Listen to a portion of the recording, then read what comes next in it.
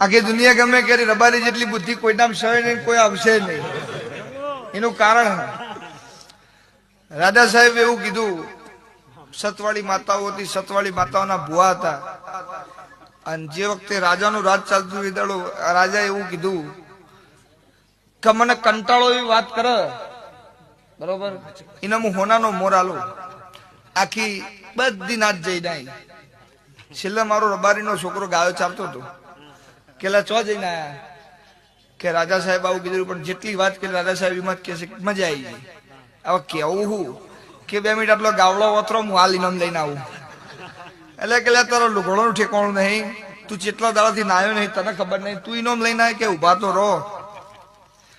અને રાજા સાહેબ ના જોડે કે રાજા સાહેબ એક બહુ મોટું ઝાડ હતું વડલાનું, અને એના ઉપર એક હજારો પક્ષી બેઠા હતા.